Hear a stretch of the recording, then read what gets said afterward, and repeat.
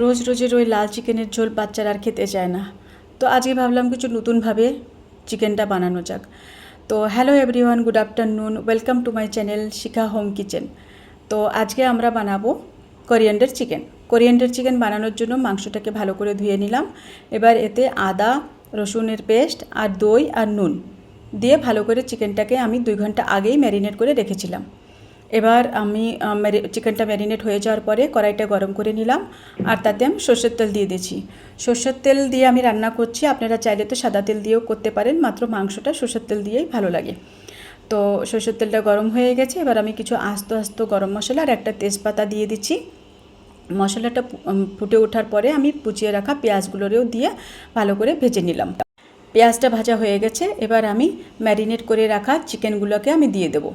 আমি এই রান্নাটা করছি, আপনারা কে কোথার থেকে রান্নাটা দেখছেন আর আপনাদের কেমন লাগছেন প্লিজ কমেন্টসে জানাবেন।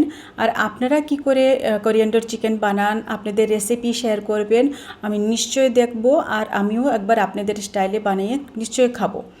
তো আপনারা ফটো পাঠাবেন, তো লিঙ্ক পাঠাবেন, আমি নিশ্চয়ই দেখব আপনাদের ভিডিও। তো আপনাদের যদি আমার ভিডিওটা ভালো লাগে কমেন্টস করবেন, লাইক করবেন, সাবস্ক্রাইব করবেন। তো এইভাবে ঢেকে ঢেকে আমি একদম কম আঁচে রান্নাটা করব। আমি এই রান্নাতে একদমও জল ইউজ করিনি। এই যে চিকেনের জলটা বেরোচ্ছে, এই জলেই চিকেনটা সিদ্ধ হয়ে যাবে। আর আমি এখন 80 to 90% চিকেনটা সিদ্ধ হওয়া পর্যন্ত রান্নাটা করব।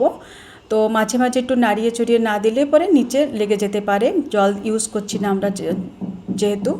তো মাংসটা আমার ভাজা হয়ে গেছে, তেল বেরিয়ে গেছে। এবার আমি যে কোরিয়ান্ডার পেস্টটা করে রেখেছিলাম, এতে আমি ধনেপাতা ইউজ করছি 150 গ্রামের মতন, আর কাঁচা লঙ্কাটা আপনি আপনাদের টেস্ট হিসাবে ইউজ করবেন। তো যে যত ঝাল খায় সেই হিসাবে আমি একটু বেশি কোয়ান্টিটি ইউজ করি, কারণ আমরা একটু ঝাল বেশি খাই। তো আমার এই ধনেপাতাটা এবার যত পর্যন্ত না রান্না হবে তত পর্যন্ত আমি আরেকবার ঢেকে দিয়ে রান্না করব। তো আমি একটু শুকনা শুকনা করব, আপনারা যদি চান তো একটু জল অ্যাড করেও দিতে পারেন। তো এইখানে আমার কোরিয়ান্ডার চিকেন কমপ্লিট হয়ে গেছে, আমি বিলকুলও জল দিইনি। আপনারা চাইলে তো জল দিয়ে একটু ঝোল ঝোল করে রাঁধতে পারেন। তো কেমন লাগছে ভিডিওটা জানাবেন, ভালো লাগলে শেয়ার করবেন।